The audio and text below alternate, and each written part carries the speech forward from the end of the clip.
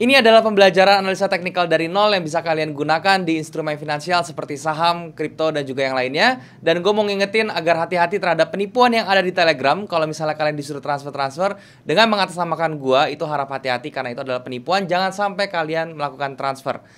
Dan juga kalian bisa subscribe channel ini kalau misalnya kalian merasa channel ini bermanfaat untuk kalian. Dan juga bantu like video ini dan juga share ke teman kalian yang lain. Nyalain notifikasinya, loncengnya dinyalain supaya kalau misalnya gue update video kalian bisa langsung dapat notifnya. Oke? Selamat belajar dan semoga bermanfaat.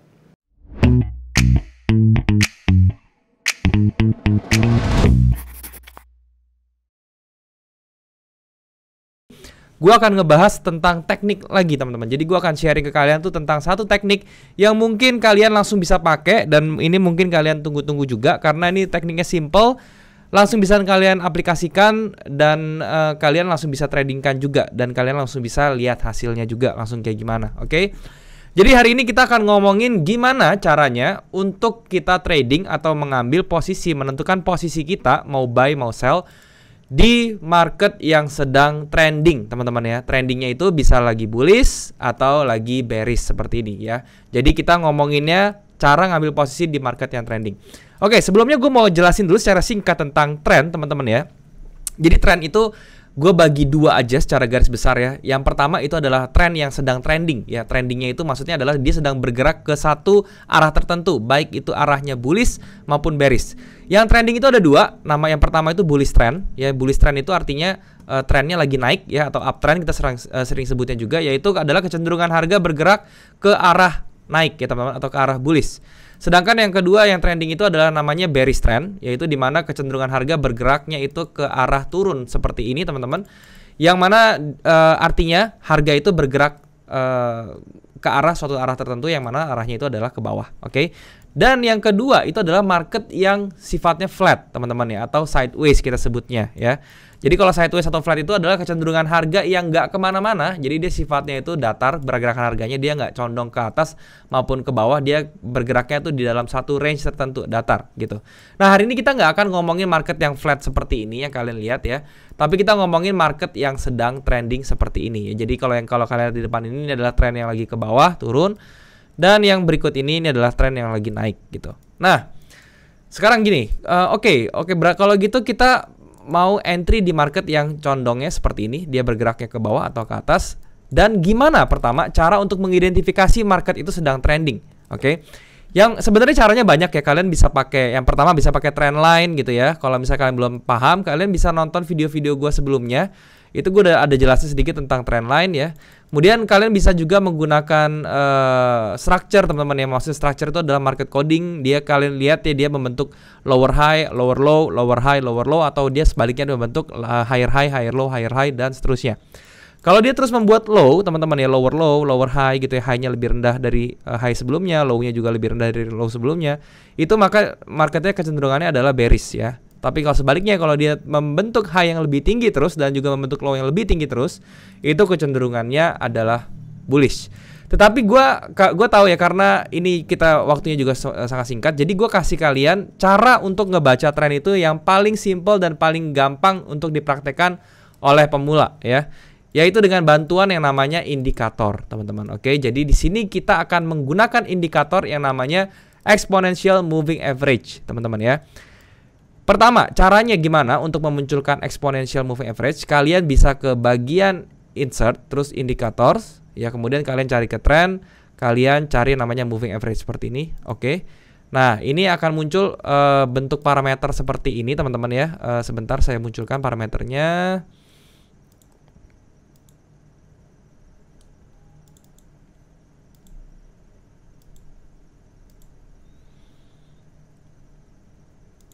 Nah, dia akan muncul parameter seperti ini teman-teman ya, kalau kalian klik moving average. Dan ini artinya kalian bisa atur-atur. Oke, jadi period yang pertama di sini periodnya kalian harus ganti ke yang namanya 21 dulu ya, 21. MA methodnya kalian ganti dari yang 4 pilihan ini, simple, exponential, smoothed, linear weighted, kalian pilih yang eksponensial. Kenapa eksponensial? Kenapa nggak simple ya? Eksponensial itu lebih sensitif terhadap pergerakan harga. Jadi saya menggunakan eksponensial. Dan kenapa periodnya 21? Karena ini merupakan angka Fibonacci dan juga ini cocok untuk trading, untuk melihat trading range selama 1 bulan, teman-teman ya. Maksud saya bukan 1 bulan sih. Ini sebenarnya tergantung time frame, tapi seenggaknya 21 period itu cocok untuk intraday, teman-teman. Seperti itu. Oke, jadi kalau kita klik OK, dia akan muncul garis seperti ini ya, yang berwarna biru ini. Ini namanya garis exponential moving average 21. Nah, kemudian kalian bikin lagi sekali lagi seperti tadi sama insert indikator, trend, terus moving average. Bikin lagi satu, tapi yang kali ini kalian pilih yang 34, oke? Dan warna exponential juga sama, warnanya kalian bedain jadi orange misalnya ya. Dan dia akan muncul seperti ini. Dan yang terakhir kalian bikin satu lagi exponential, jadi ada 3 totalnya ya.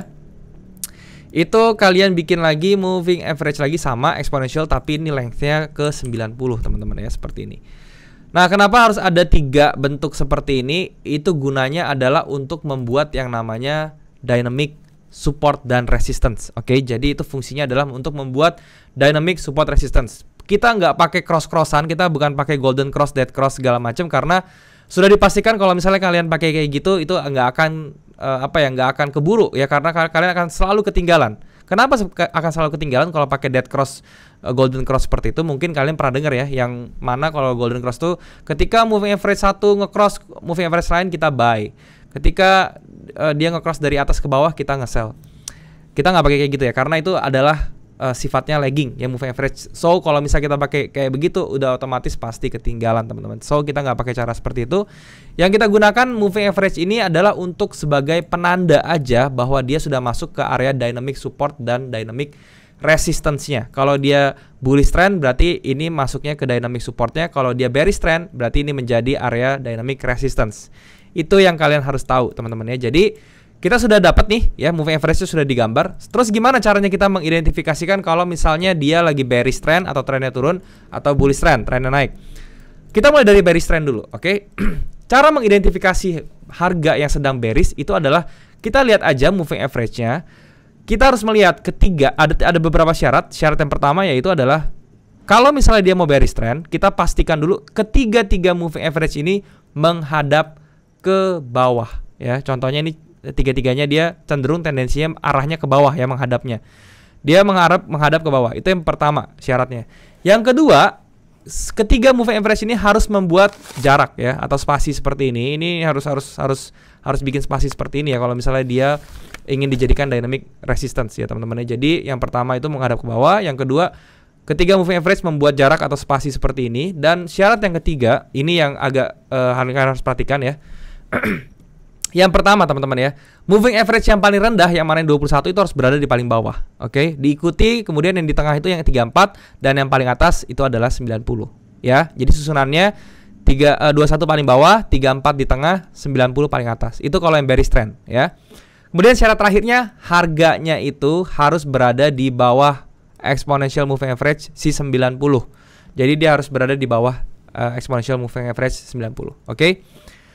Oke, itu adalah cara mengidentifikasi bahwa kalau misalnya dia terjadi seperti itu, berarti kita bisa berasumsi bahwa trennya itu sedang berlangsung turun atau downtrend. Sedangkan kalau bullish trend itu kebalikannya dari bearish trend syaratnya. Yang pertama, syaratnya kalau misalnya yang bearish tadi kan dia harus menghadap ke bawah. Kalau ini kalau dia bullish trend, ketiga moving average ini harus menghadap ke atas, teman-teman, harus menghadap ke atas. Oke, itu syarat pertama. Yang kedua, syaratnya sama. Ketiga moving average harus membuat spasi atau jarak antara moving average satu dengan yang lain seperti ini contohnya ya, untuk dijadikan sebagai dynamic support. Kemudian berikutnya syarat yang ketiga itu adalah eksponensial yang paling kecil yang 21 itu harus berada paling atas, diikuti dengan eksponensial moving average 34 yang berada di tengah lagi-lagi, dan yang sekarang yang paling bawahnya itu adalah eksponensial moving average 90. Jadi kebalikannya ya. Kalau yang tadi kan di sini EMA yang paling kecilnya itu di bawah, paling bawah. Kalau ini sekarang EMA paling kecilnya paling atas kalau yang bullish. Seperti itu. Dan syarat yang keempat, harganya itu harus berada di atas moving average 90. Itu syaratnya, oke? Nah, jadi kuncinya adalah kalau misalnya kalian mau trading di market forex atau futures ya, dimana kalau yang sekarang kalian lihat di depan ini, gue menggunakan contoh dengan gold, teman-teman ya, XAU di H4 gitu ya. Itu kalian tinggal lihat aja harganya itu gimana, trennya lagi apa. Kalau yang kayak sekarang nih di H4-nya, ini trennya masih bullish. Kenapa? Karena moving average semua masih menghadap ke atas, harganya walaupun sempat jebol ke bawah tapi dia udah balik lagi ke atas, sudah masuk ke jalur bullishnya lagi. Kayak gitu ya. Jadi itu berarti menandakan bahwa kalau misalnya kita sudah marketnya melihat bullish seperti ini, yang ada di pikiran kita itu harus kita berpikirnya saya mau nge-buy di mana gitu ya. Kenapa? Karena kita harus sejalan dengan tren ya. Kita nggak boleh mikir di mana saya mau nge-sell-nya, kecuali kalian sudah expert, sudah paham reason yang jelas kalau misalnya kalian mau trading counter trend itu kenapa ya. Tapi kalau sementara ini kalian masih baru mulai, ikutin aja trennya ya. Jadi kalau misalnya bullish seperti ini, kalian pemikiran itu langsung gimana atau di mana saya mau nge-buy-nya, oke? Karena dia sejalan dengan tren. Dan yang kalian harus tahu lagi, ini moving average ini bisa dilakukan di semua time frame ya. Kalau misalnya kalian nonton di seri saya sebelumnya, di episode sebelumnya, saya udah jelasin tuh tentang time frame ya. Di sini saya menggunakan H4 kebetulan, tapi kalau misalnya kita mau entry, ada baiknya kita menggunakan yang time frame lebih kecil, yaitu seperti M30 saat ini gitu yang saya pakai nih ya. Ini saya pakai M30, nah seperti ini ya. Dan di M30 ini moving average-nya atau trennya tuh sedang sedang bergeraknya tuh volatility tinggi sekali. Jadi kita lihat ya, kadang-kadang dia lagi sideways, kadang-kadang dia menembus ke bawah, kadang-kadang menembus ke atas. Tapi kalau misalnya kita besarkan lagi di H4, ternyata dia masih bullish sekali gitu ya. Nah teman-teman, terus yang kedua, oke, saya sudah mengerti nih bang, trennya udah tahu lah, tren turun tuh seperti ini, terus tren naik seperti ini, terus kita ngapain lagi? Next stepnya gimana? Next stepnya adalah kita mencari entry-nya ya, mencari entry-nya tuh di mana yang tepat. Dan untuk mencari entry kita menggunakan satu bantuan indikator lagi, yaitu namanya adalah stokastik teman-teman ya. Jadi kita masukin lagi stokastik, caranya insert indikator, cari di oscillator, cari yang namanya stochastic oscillator. Nah dia akan muncul seperti ini teman-teman ya, settingannya, parametersnya persen K, persen D dan lain-lain. Ini kalian set aja di persen K-nya 5, persen D-nya 3 dan slowing-nya 3. Jadi 5-3-3 seperti ini. MA methodnya kalian pakai simple aja nggak apa-apa, langsung kalian okein aja, dia akan muncul kayak gini. Nah buat teman-teman yang belum tahu, stokastik ini adalah indikator oscillator yang mana dia mempunyai dua area yang bisa kalian lihat ya. Yang pertama itu adalah areanya itu, sebentar saya akan geser dulu supaya kalian bisa kelihatan ya. Nah area yang pertama teman-teman ya, di kanan bawah kalian bisa lihat di sini ya. Itu ada area di bawah, area tulisan 20 nih. Terus ada tulisan 80, ada tulisan 100. Nah area pertama namanya area oversold, yaitu segala area atau segala level harga di bawah 20-nya si stokastik. Itu namanya area oversold. Dan kemudian ada namanya area overbought, di mana area di atas 80 itu dinamakan semuanya overbought. Jadi yang kalau misalkan lihat stokastik yang di atas 80 ini namanya area overbought. Oke? Sudah paham? Nah, terus idenya teman-teman ya. Idenya seperti apa?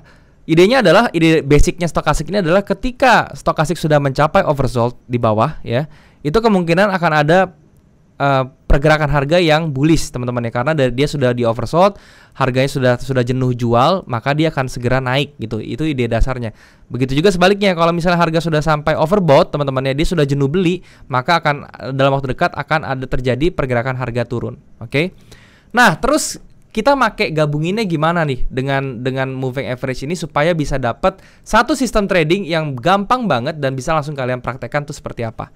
Jadi gini idenya ya, kalau di market bearish teman-teman ya, marketnya kita sudah tahu nih marketnya bearish ya.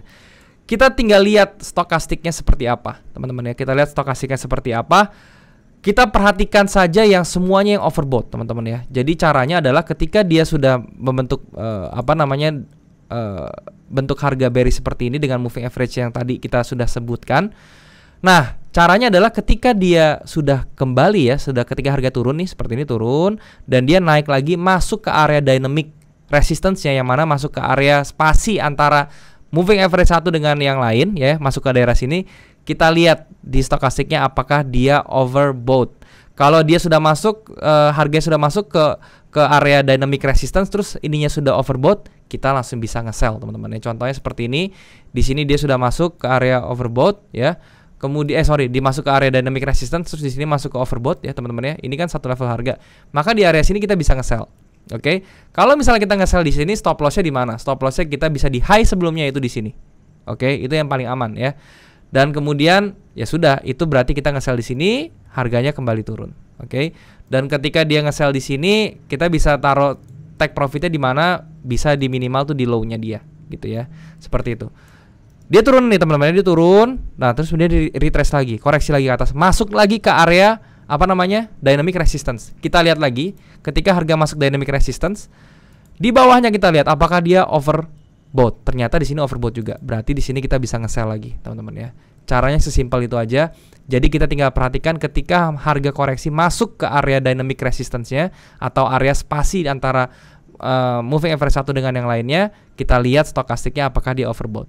Ya, jadi sekali lagi yang perlu kalian ingat adalah kalau di trend yang bearish, yang kalian perlu perhatikan dari stokastiknya itu hanya yang overbought aja. Kita nggak peduli yang oversold-nya, ini kita nggak usah lihat, kita lihatnya yang overbought aja. Oke. Nah, kemudian di sini teman-teman ya, dia turun. Di sini belum masuk, berarti kita belum lihat ya. Di sini belum masuk. Nah, di sini juga sudah masuk, tapi stokastiknya belum overbought, jadi kita nggak ambil action apa-apa ya. Kita masih stay terus. Dan di sini teman-teman ya, dia sudah masuk teman-teman. Dan dia kena overbought ya teman-teman, di sini dan di sini. Oke, di sini ya, di sini. Nah, tapi di sini kalau misalnya kalian perhatikan ya, dia memang pada saat dia overbought dia turun, terus dia ke sini lagi masih di dalam area moving average-nya. Di sini ya sama, dia juga masih overbought juga, kita bisa nge-sell di sini. Nah, harganya turun nih teman-teman. Tapi pada saat turun, teman-teman kalian perhatikan ya, dia nggak sampai ke low. Oke, dia nggak sampai ke low dan dia sudah mulai retrace lagi ke atas, terus dia breakout ke atas. Nah, ini adalah tanda-tanda di mana kita harus exit teman-teman ya. Kita nggak boleh stay dulu, nggak boleh bingung-bingung kita mau keluar apa enggak. Harus sudah pastikan diri kalau misalnya kayak gini kondisinya, kita harus out dari market. Kenapa? Karena dia tidak berhasil membuat lower low, yang mana itu adalah trend bearishnya sudah mulai melemah dan dia malahan break ke atas dan dia bikin higher high. Itu adalah pertanda yang tidak baik untuk tren ini atau untuk sistem ini ya. Jadi caranya adalah seperti itu. Sedangkan kalau yang bullish teman-teman gimana? Yang bullish sama aja caranya. Yang pertama kita make sure dulu trennya itu adalah bullish ya, dengan cara moving average-nya tadi ya, syarat-syaratnya. Kemudian sama penggunaannya. Ketika harganya dia sudah mulai bergerak ke atas seperti ini teman-teman ya, terus dia mulai kembali ke daerah sini ya teman-teman, daerah dynamic supportnya sekarang, dynamic supportnya. Kita lihat stokastiknya teman-teman ya. Apakah stokastiknya masuk ke overbought ya. Jadi kalau dia masuk ke sini, kita lihat stokastiknya, ternyata stokastiknya juga masuk ke overbought walaupun kecil teman-teman ya. Dan di sini kita bisa nge-buy tentunya. Nah, pada saat kita nge-buy di sini ya teman-teman ya, dia naik, terus dia turun lagi masuk ke daerah sini lagi. Tapi kita lihat stokastiknya. Di sini stokastiknya kena nggak? Enggak. Ya udah, kita jangan ngapa-ngapain, kita diamin aja teman-teman. Selama dia tidak tembus dia punya low-nya, nggak apa-apa. Nah, pada saat dia naik lagi, dia kembali lagi ke sini. Kita perhatikan yang sebelah sini teman-teman ya. Kita lihat stokastiknya di bawah. Oh, ternyata dia kena overbought-nya. Kita nge-buy lagi di sini. Dan teman-teman bisa lihat ya, pada saat dia kena masuk ke daerah dynamic support-nya dan dia sudah overbought, harganya langsung berbalik arah. Dan di sini terus ya, kena lagi, dia turun lagi ke bawah, masuk lagi nih di sini teman-teman ya. Ini masuk ke dynamic supportnya lagi, kita lihat di bawahnya ternyata dia tidak masuk ke oversold teman-teman, maksud saya. Ya berarti kita diam aja ya. Kalau dia nggak masuk oversold ya kita diam aja, kita nggak usah ngapa-ngapain. Dia naik lagi, masuk lagi ke sini, dan di sini dia masuk ke oversold teman-teman ya. Di sini dia masuk ke dynamic supportnya, di sini dia masuk ke oversold. Kita bisa nge-buy lagi di sini dan dia naik lagi. Begitu seterusnya. Ini juga masuk lagi. Kita bisa cek lagi di bawahnya. Ternyata di sini dia ketinggalan teman-teman. Jadi dia nggak masuk. Kita diamin aja. Seperti itu ya. Seperti itu terus teman-teman. Jadi kita tinggal lihat apakah pada saat dia retrace masuk ke dynamic supportnya, kita lihat di stokastiknya tuh apakah dia masuk ke daerah oversold-nya. Kalau misalnya yang bullish ya. Kalau misalnya dia masuk ke oversold, kita bisa ambil tindakan untuk nge-buy di market tersebut. Dan kalau misalnya di trend bearish, kita tinggal lihat aja ketika dia masuk ke moving average-nya, kita lihat dia masuk ke overbought apa enggak. Kalau misalnya dia masuk ke overbought, kita bisa ngambil tindakan sell di dalam market. Jadi caranya sesimpel itu teman-teman ya. Dan ini juga sangat efektif, kalian tinggal cobain aja sebenarnya ya. Di market apapun bisa, di time frame apapun bisa, asalkan syarat-syaratnya dipenuhi yang tadi saya bilang teman-teman ya. Dari mulai syarat moving average-nya sampai syarat-syarat di stokastiknya kalian harus penuhi semua seperti itu. Jadi pastikan dulu, pertama saya ulang lagi, saya recap ya teman-teman, pastikan dulu trennya itu benar-benar bearish atau trennya benar-benar bullish seperti ini, dengan cara kita lihat moving average-nya seperti apa, tadi saya sudah jelasin. Syarat-syarat moving average-nya harus dipenuhi semua, baru nanti kita mau entry-nya itu menggunakan pada saat harganya sudah turun. Kemudian kalau dia koreksi masuk ke dynamic support atau dynamic resistance-nya, Itu kita lihatnya di stokastiknya dia masuk ke area overbought atau oversold-nya. Ya kalau di bearish ingat perhatiin yang diperhatiin itu adalah overbought-nya aja. Kalau di bullish yang diperhatiin itu adalah area stokastik oversold-nya aja. Jangan sampai ketukar teman-teman. Dan ini sangat efektif, kalian tinggal coba sendiri dan nanti kalian bisa komen di bawah hasilnya kayak gimana. Oke teman-teman, mungkin sampai sini dulu yang mau gue sharing, semoga bisa bermanfaat. Dan sekarang kita balik lagi ke kamera teman-teman.